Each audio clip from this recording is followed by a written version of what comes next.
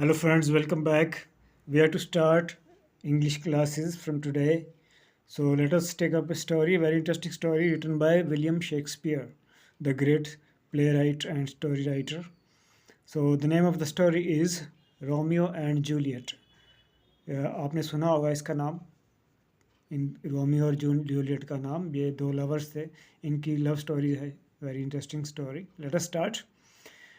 The Capulets and the Montagues were the two most important and richest families of Verona. ये families के names हैं, तो इसकी meaning की तरफ मत देखिए आप, ये सिर्फ नेम्स हैं. Name of family. Two families हैं, कैपुलेट्स एंड मॉन्टेग्स. ये दो फैमिलीज़ थी विरोना की, बहुत ज़्यादा महत्वपूर्ण और सबसे अमीर रिचेस्ट फैमिलीज़ ऑफ विरोना शहर हो गया. There was a long standing quarrel between them. इन दोनों परिवारों में बहुत देर से लड़ाई झगड़ा चला आ रहा था. क्वारल झगड़ा, लॉन्ग स्टैंडिंग काफ़ी लंबे समय से जो चल रहा था. Though no one quite remembered the original cause of the feud. Feud होता है जो पुराना परिवारों में जो लड़ाई चलती है उसको, पुरानी लड़ाई, पुश्तैनी लड़ाई को फ्यूड बोलते हैं. तो नो वन क्वाइट रिमेंबर्ड, कोई भी उन परिवार में से अच्छी तरह से, क्वाइट मतलब काफ़ी अच्छी तरह से, रिमेंबर याद नहीं कर सकता था. द ओरिजिनल कॉज, जो मूल कारण, कॉज होता है कारण, उस लड़ाई का किसी को नहीं पता था कि ये लड़ाई कब और क्यों शुरू हुई थी. Fights among the members and even servants were so common. तो परिवार के मेंबर्स के बीच में लड़ाइयाँ और यहाँ तक कि उनके नौकरों के बीच में भी लड़ाइयाँ, ये इतनी ज़्यादा कॉमन थी, होती रहती थी उन दोनों परिवारों की. That the prince of Verona had warned that, के वहाँ के राजकुमार को उनको चेतावनी देनी पड़ी. उन्होंने राजकुमार ने उनको चेतावनी दी थी. That if any one was caught fighting, कि अगर कोई लड़ते हुए पकड़ा गया, he would be put to death, तो उसे मौत की सज़ा दे दी जाएगी. एट द सपर, सपर होता है इवनिंग, शाम को खाया जाने वाला, last meal of the day, तो शाम को ही खाना चाहिए, आखिरी खाना. तो डिनर का ही दूसरा नाम सपर हो गया. सपर के समय, शाम के खाने के समय. One day old lord Capulet invited all the noble ladies and gentleman. Old lord Capulet family का जो बूढ़ा लॉर्ड मालिक या हेड जो था, उसने इनवाइट किया, सबको बुलाया. ऑल द नोबल लेडीज़, वहाँ की, उस शहर की सभी नोबल, ऊंचे घरानों की लेडीज़ को और जेंटलमैन को, पुरुषों को, विरोना शहर के. टू अ ग्रेट सपर, एक बहुत बड़े, ग्रेट का मतलब बिग, सपर भोज, शाम के खाने पर बुलाया. नीडलेस टू से, ये कहने की कोई ज़रूरत नहीं है, द मोन्टेग्स वर नॉट इन्वाइटेड, कि उसने मोन्टेग्स जो थे उनको नहीं बुलाया गया था. इट सो हैपन्ड, तो फिर क्या हुआ, दैट रोमियो अ मोन्टेग, उस मोन्टेग फैमिली में एक लड़का था Romeo, was in love with a lady called Rosalind. वो रोजालिन नाम की एक लेडी से प्यार में था. Who did not return his love, जो उसके प्यार की प्रतिक्रिया नहीं दे रही थी, उसको रिस्पॉन्स नहीं दे रही थी. Who did not return his love to make him realize that there were other ladies, उसे ये एहसास दिलाने के लिए कि और भी औरतें हैं. Fairer and more beautiful than Rosaline, के जो कि रोजालिन से भी ज़्यादा खूबसूरत, गोरी और सुंदर हैं. बेनवोलियो अ कज़न ऑफ रोमियो, तो बेनवोलियो जो कज़न था उसका, चचेरा या मवेरा भाई था रोमियो का. परसुएडेड हिम, उसने उसको मनाया. टू अटेंड द बॉल, कि तुम उसको छोड़ो, और भी लेडीज़ हैं, उस बॉल में चलो. बॉल होती है म्यूज़िकल पार्टी जहाँ खाना पीना भी होता है और नाच गाना भी होता है, उसको बॉल बोलते हैं. वहाँ उसी जगह, उसी पार्टी में जाने के लिए बोल रहा है उसका कज़न, रोमियो का कज़न, उसका नाम था बेनवोलियो. उसने उसको मनाया, परसुएड होता है मनाया, अपने चचेरे भाई रोमियो को. A mask would hide their faces. उन्होंने जैसे वहाँ पर रिवाज था कि लोग पार्टी में मास्क लगा के जाते थे, तो उससे उनके फेसेस जो थे, चेहरे छुप जाते। मास्क था, मुखौटा, उनके चेहरों को छुपा लेना था। And no one would recognize them, और कोई भी उनको पहचान नहीं पाता। रोमियो अग्रीड, रोमियो मान गया। No sooner had they entered the ballroom, जैसे ही मुश्किल से उन्होंने बॉल रूम में, उस पार्टी वाले डांस वाले कमरे में दाखिल ही हुए थे, then Romeo's eyes fell on a lady of such exceeding beauty. एक लेडी पर उसकी आंखें पड़ी जो एक्सीडिंग, बहुत ज़्यादा, बेहद, जिसकी कोई सीमा ना हो, ऐसी सुंदरता उसकी थी। दैट ही एक्सक्लेम्ड, कि उसके मुंह से ये एक्सक्लेम मतलब जोश से कोई बात करना, उसने कहा, ओह शी डज। ये डोथ ओल्ड इंग्लिश है शेक्सपियर के टाइम की, तो इसको आजकल डज बोलते हैं। She does teach the torches to burn bright. तो शी टीचेस की जगह शी डज टीच हो गया। इसका मीनिंग होता है जोर दे करके जब बात कहनी हो तो स्ट्रेस आ जाता है, ज़रूर इसका मतलब होता है कि ज़रूर ये टॉर्चेस को भी, मशालों को भी जलना सिखा रही है और ज़्यादा रोशनी से।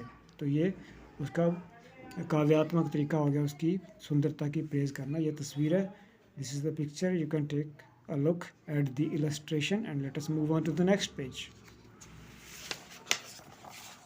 आई hope you are enjoying it.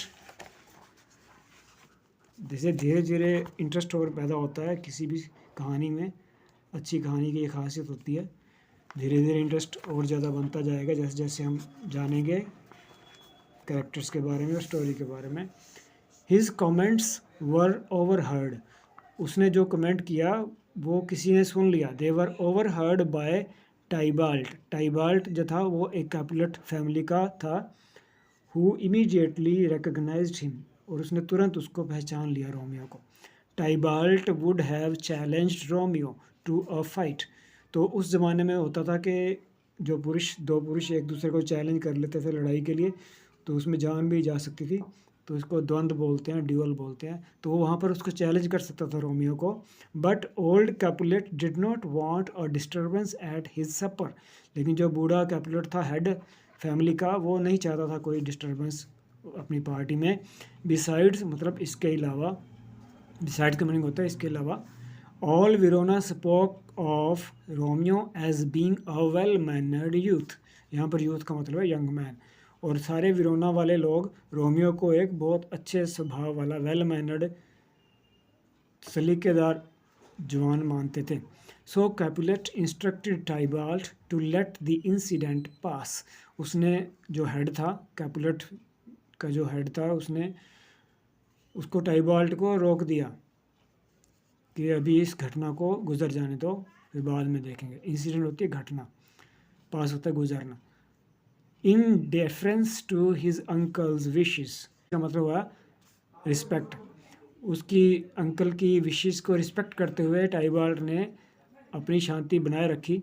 But swore to make Romeo pay at a later date, लेकिन उसने स्वोर होता है कसम खाई कि किसी बात की तारीख को, किसी और दिन वो इसको, रोमियो को मजबूर करेगा, इस चीज़ का बदला लेगा उसको। He will make Romeo pay at a later date, कि उसे इसका हिसाब चुकाना पड़ेगा फिर किसी दिन। For his indiscretion in arriving uninvited at the feast, indiscretion होता है लापरवाही, इन अराइविंग अनइनवाइटेड के बिना बुलाए वहाँ पर पार्टी में, फीस्ट होती है पार्टी, वहाँ पर आ गया था, ये उसका अपराध था। मीन वाइल, इसी दौरान, looking for Rosaline, Romeo had seen Juliet and was struck by her beauty. तो रोजालिन को ढूंढते हुए रोमियो ने जूलियट को देख लिया था, और वो उसकी सुंदरता से बहुत ज़्यादा स्ट्राइक होता है, हिट हुआ था, उस पर उसका असर हुआ था। उसकी ब्यूटी और ग्रेस, शान दोनों चीज़ों से उसका प्रभावित हुआ बहुत ज़्यादा। अप्रोचिंग हर, उसके पास जाते हुए, अप्रोच होता है किसी के पास जाना।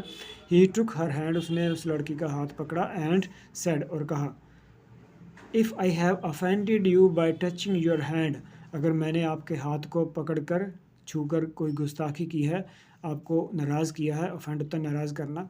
Late me atone for my sin by kissing it, तो मुझे अपने इस अपराध की भरपूर भरपाई करने के लिए उसके बदले में मैं इसको चूमना चाहूँगा। तो ये वहाँ का उस वेस्टर्न कंट्रीज़ का रिवाज होता है, लेडीज़ के हाथ को चूमना, ये उनके लिए रिस्पेक्ट मानी जाती है। जस्ट देन, उस समय, Juliet's nurse came to call her, Juliet की नर्स जो उसकी रखवाला थी, तो देखभाल करने वाली, वो आ गई बुलाने उसको। एंड जूलियट लेफ्ट रोमियो, और जूलियट वहाँ से उसको छोड़कर चली गई वहाँ से।